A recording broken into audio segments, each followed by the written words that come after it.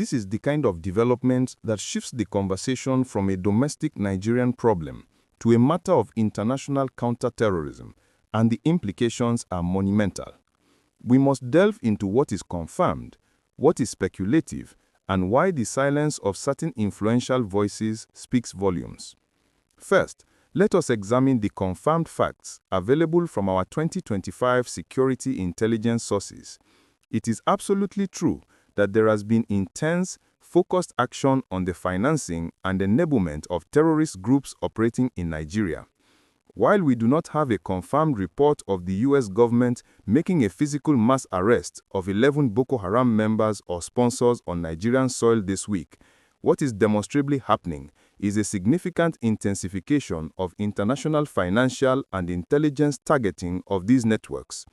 For instance, the United States, through its Department of the Treasury's Office of Foreign Assets Control, has a long-standing active program of designating individuals who provide financial and material support to Boko Haram.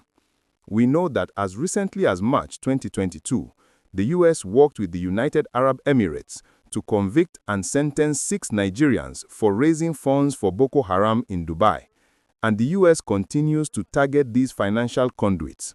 In 2025, the pressure has not only remained but has escalated, with the U.S. State Department designating more entities and individuals linked to terror globally, which directly impacts Boko Haram's ability to operate internationally. The tension in the north, therefore, is rooted not just in arrests, but in the visible sustained collapse of the terrorists' international financial lifeline. This sustained pressure, the blocking of assets, and the constant threat of extradition or sanctions is the real crushing force behind the headline's dramatic claim. This coordinated attack on the money trail is precisely what the federal government under President Tinubu has been pushing for, arguing that you must choke the funding to kill the terror. The headline's claim of 11 Boko Haram member and sponsor is a compelling distillation of several ongoing high-profile operations where a significant number of financiers have been apprehended or sanctioned. It captures the essence of a series of strategic arrests and designations that have targeted the high-value individuals who are not wielding rifles but are signing checks. This is a critical distinction, as sponsors are the architects of the terror, providing the funds for weapons, vehicles, and logistics.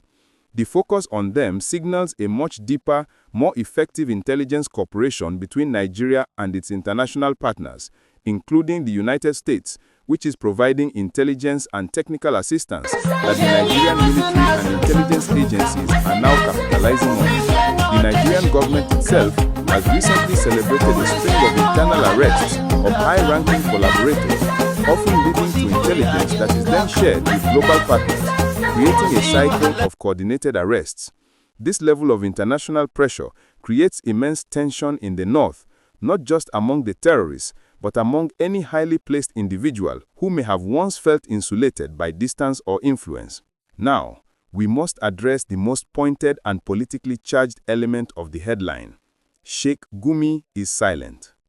Why does this cleric's silence become a national talking point, potent enough to be placed right next to a major international security development? Sheikh Ahmed Gumi, as many of you know, has long been a controversial figure due to his repeated advocacy for dialogue and amnesty for armed groups, including bandits. His perceived proximity to these groups and his public statements have frequently drawn calls for his arrest from civil rights groups, who argue that his actions lend credence to criminals and undermine the national counter-terrorism effort. When a major, coordinated action against terrorist sponsors occurs, particularly with American involvement, the public immediately looks to voices who have previously sought to soften the government's stance on these groups. Gumi's silence in this context is interpreted as a retreat, a sign that the relentless, non-negotiable approach of President Tinubu, backed by international partners, has left no room for the dialogue he championed. The headline is essentially stating, the policy of force and justice is working, and the advocates of compromise have been rendered mute. This silence, whether intentional or not, becomes a powerful symbol of the current administration's shift toward a purely kinetic and intelligence-driven solution. The political subtext here is massive. President Tinubu, facing intense scrutiny over the security situation, has consistently stressed that he would leave no stone unturned to defeat all forms of terror and banditry. An aggressive joint operation that hits at the sponsors, the architects of terror, sends a clear, unambiguous message. Nigeria is no longer going it alone, and international partners are fully engaged in dismantling the financial and logistical backbone of Boko Haram. This is exactly the kind of strong, decisive action that can quiet domestic critics and solidify international support. If you believe that this kind of international cooperation is the only way to finally win the war against terror in Nigeria, give this video a like right now, and if you are not yet part of our community, subscribe to our channel for more fearless and factual reporting on these high-stakes national issues.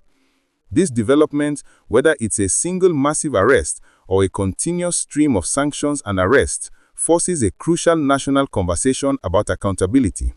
It reinforces the demand from groups like the Human Rights Writers Association of Nigeria, HRWRA, who as recently as this month have called for the government to ensure that anti-terrorism laws are applied without political or religious bias. The implication is clear.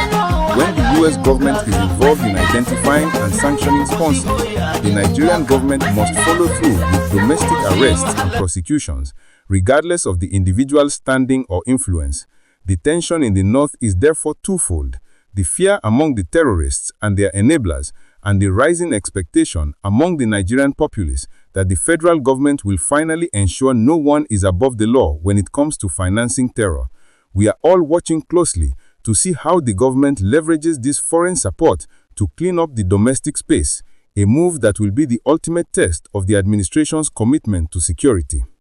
Thank you for tuning in to this critical analysis. We encourage you to engage with this story.